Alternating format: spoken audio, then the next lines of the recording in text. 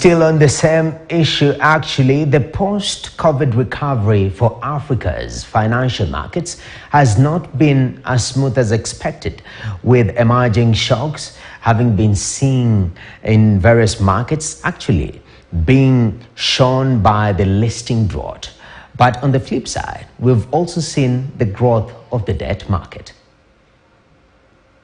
We are seeing the impact of COVID extending to other global shocks.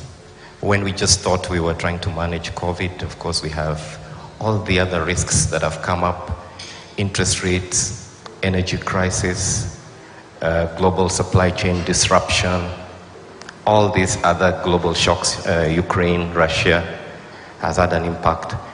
And then when you get to the number of listings, there's also been a bit of a bit of an improvement after COVID.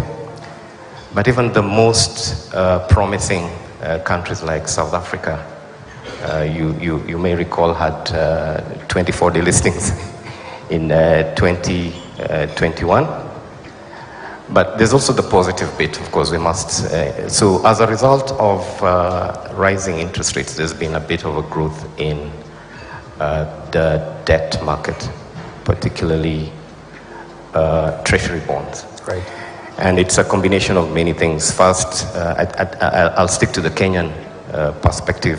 Government has had a very close focus on infrastructure financing. Right. So you've been able to see quite a bit of growth in that area, where we have a number of infrastructure bonds that have been issued.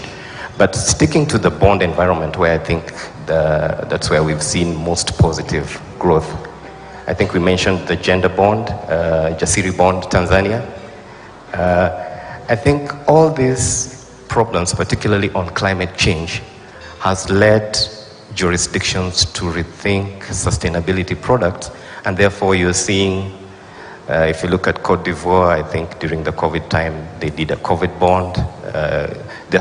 It's not just green bonds, you're seeing social impact bonds, just the whole area around ESG. Right. Then another area that we've seen grow is on the fund management space.